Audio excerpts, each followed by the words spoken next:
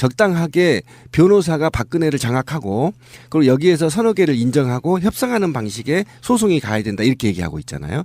그런데 어떤 변호사도 박근혜를 장악하지 못한다. 변론을 장악하지 못하기 때문에 박근혜가 끌린 대로 갈 것이다 라고 예측을 하면서 오히려 굉장히 이 죄를 더 많이 받을 가능성도 있다라고 예측한 거 아닙니까? 그러면 지금 여기서 만약에 협상할 수 있는 변호사도 없을 뿐만 아니라 만약에 여기서 계속 부인을 해준다면 검찰은 계속 보강 수사를 할 수밖에 없고 계속 뇌물죄를 캘 수밖에 없습니다. 그러면 국민 입장에서는 박근혜의 민낯을 하나라도 더 볼 수 있다라는 겁니다. 최근에 제가 들은 뭐 이야기인데요. 정호성 말고 이재만하고 안봉근은 지금 컷병에서 안 보이잖아요. 예. 어디 갔어요? 그 그걸 추측하는 사람들이 말이 되게 놀라워서 한번 전달해 드려봐요. 이게 폴리바게닝이라고 연관이 있다는 거야. 흥정을 했다고? 어디 가서 지금 다 털고 있는 거야? 박근혜나 최순실의 내밀한 부분들을 털어버리고 자기들은 지금 날랐어? 어디도 지금 나오고 있지 않잖아요. 그리고 검찰 쪽에서도 이 사람들을 부른다는 이야기는 없어. 우병우로 끝이야 지금. 네, 그런 그러네. 이야기도 있는. 이미 다 거래가 끝났다. 우병우는 이제 사인방에 새로 합류한 거라고 보면 우병우는 좀 급도 좀 다르고 그러니까 박근혜 수발해야 되는 사람 사실은 안봉근하고 이재만이거든요. 근데 얘들이 왜 안 나타날까 교도소에. 이건 아마 박근혜랑 이미 등을 돌리지 않았을까 이런 추측들을 한번 해보더라고요. 합리적인 추측이네요. 그렇죠. 예, 저도 그렇게 봐요. 왜 그러냐면 과거에 우리 방송에서 한 번 얘기한 적이 있는데 그 당대표 출마 당시에 강남의 그 사무실에서 이들이 주고받은 내용들을 들어보면 최순실이 저거 물에다 빠쳐버리십시오. 얘기 기억나시죠? 한강 가다가 운전하신 분한테 그런 내용을 하다 보면 이 이재만과 안봉근은 그렇게 깊게 어느 선에선가 손을 떼려고 했을 겁니다. 그랬기 때문에 그랬을 가능성도 있다. 예, 그렇게 보시면 되겠네요. 다른 피의자들은 지금 계속 재판을 받고 있는 것이고 박근혜는 이제 이렇게 될 가능성이 높아 보여요. 뭐냐 박근혜 계속 부인의 전략이잖아요. 그래서 지금 박근혜 변호인단들도 저번에 그런 이야기 드리지 않았습니까? 유영아 잘라야 된다. 근데 유영아 못 자르는 이유 전에도 말씀드렸잖아요. 다른 변호사와 달리 굉장히 내밀한 부분을 알고 있을 수밖에 없는 그렇죠. 변호사. 유영아만 코어를 알고 있는 것 같은 그런 느낌이고 그런 측면에서 박근혜가 계속 부인을 하게 되면 형량은 제가 봤을 때는 최소 5년 10년 높아집니다. 더 높아지죠. 네. 그러니까 어차피 증거가 있는데 법원은요 가장 중요하게 보는 게 그 사람이 개전의 정이 있느냐 반성을 하고 있느냐 범죄를 시인하느냐가 굉장히 중요한 내용 중에 하나예요. 근데 거기서 계속 부인하는데 증거는 다 나왔다. 그러니까 박근혜의 정말 최고의 공헌은 지역감정 없애준 것도 있지만 제가 봤을 때는 한편으로는 다시 도덕성을 회복시켜줬어요. 예를 들어서 적당한 정도의 비리하는 대통령이 박근혜가 지금 지고 있는 혐의들 중에 몇 가지는 정치적 행위, 정무적 판단 이런 걸로 몰고 가도 묶어 갈 수 있어서 비리가 좀 더 깊어질 개연성이 있었는데 박근혜를 제대로 털자고 하니까 기존에 박정희 때부터 해왔던 그런 식의 비리들이 용납이 안 된 상태로 다 올려버린 거거든요. 예를 들어서 블랙리스트만 해도 이렇게 어마어마한 사건이 아니었다고 하면 대충 묶고 지나갔을 가능성이 예를 들면 그리고 다른 정부가 또 만들고 그러니까 이명박이 민간인 사찰했던 것이 바로 그런 종류잖아요. 그렇게 그런 식으로 털고 갔다 이렇게 측면에서 봤을 때 박근혜에 의해서 공무원 세계 특히 정권 가진 사람들의 도덕성은 확 올릴 수밖에 없는 상태가 돼버린 거죠.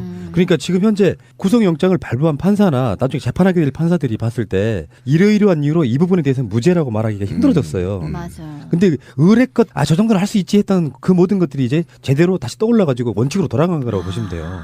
아니, 왜 영화 같은 데도 보면 그런 게 많이 나와요. 그러니까 왜 주인공이 그냥 적당히 비리도 좀 하고 뭐 이렇게 타협적이고 그냥 보통 이거나 혹은 보통보다 조금 나쁜 정도의 도덕 의식을 갖고 있던 어떤 주인공이 어떤 너무 큰, 야, 이건 도저히 어떻게 해볼 수가 없다. 뭐가 저렇게 나쁘지? 저거는 도저히 용납이 불가능한데? 하는 이제 그런 것을 만나서 그것과 이제 싸우게 되는 걸 보여주죠. 우리나라에서 나오는 상당수의 장르물들은 대부분이 다 그런 식이거든요. 그러니까 정의의 사도가 악인이랑 싸우는 방식이 아니라 적당히 때가 묻은 그냥 그런 사람이었는데 이제 어떻게 도저히 할 수가 없는 그런 거악을 그렇죠. 만나면서 자기 자신도 이제 좀 바뀌면서 이렇게 도덕의 기준을 다시 세우게 되는 거죠. 그러면서 이 거악을 뿌리 뽑게 되는. 그리고 자기도 약간 악인이기 때문에 신비님 얘기하는 것처럼 잘 알아 그 생리를. 그래가지고 더 확실하게 싸울 수 있는 지금의 어떤 법원이나 검찰이 그 과정을 겪고 있는 것 같아요. 그러니까 지금 검찰은 아까 신비님 말씀하신 게 굉장히 중요한 얘기예요. 뭐냐면은 검찰을 개로 한번 비교해 보자고. 도사경 같은 거예요. 처음에는 물고 싶지 않았어. 너무나 상대가 거악인데. 근데 지가 일단 물었단 말이에요. 근데 상대방이 부인을 해요. 그게 이제 단적으로 우병우를 제가 예를 들어붙이고 싶은데 일단 어찌됐건 간에 여론에 의해서는 일단 물었어. 근데 여기서 그냥 놔버리면 바보개가 되는 상태거든. 그러니까 사소한 거 하나라도 위법이 되는 행위, 조금이라도 위법이 되는 행위는 탈탈 털 수밖에 없는 거예요. 왜냐하면 자기들이 물었던 행위에 대해서 증명을 해야 되기 때문에. 그러니까. 그럴 때는 박근혜 쪽의 전략이 잘못된 거죠. 그러니까 인정할 거 인정해야 된다니까. 계속해서 너희들을 물었던 시작이나 원인이 잘못되지 않았다는 걸 증명하려고 한단 말이에요. 특히 검찰은. 원래 도마뱀 같은 경우도 보면 꼬리를 잘라서 어떻게 몸통은 보존하는 방식으로 이렇게 대응을 하던데 먹이를 좀 주고. 명박이가 전형적으로 그걸 잘했던 애 중에 하나인데 얘는 끝까지 자기 자신의 어떤 뭐랄까 완전체를 아무 희생 없이 돈이고 명예고 다 아무 희생 없이 완전체로 구원받기를 기대하는 모양인데 왜 그게 그러냐면 MB는 프로야. 이 정말 보고 싶다 이명박이 잘 있냐?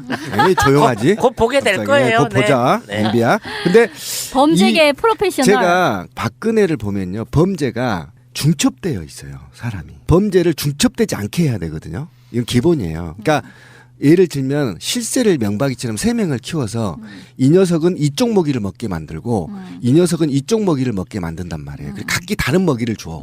그래서 걸리면 이쪽 먹이를 잘라버리는 거야. 그렇지. 파트별로 딱딱. 그렇죠. 그리고 나눠서. 내가 대국민 사과 발표하고 인사하고 미안하다 열심히 하겠다 그러면 마무리가 깔끔하게. 마무리가 깔끔하게 되고 이쪽 라인은 죽는 거야. 아. 근데 박근혜는 한 라인만 키운 거야. 아. 최순실. 그러니까 계속 맞물려 있는 거야. 아. 그래서 박근혜가 빠져나갈 수가 없어. 아. 박근혜가 빠져나가면 최순실이가 빠져나가기 때문에 몸통이 빠져나가는 거야. 아.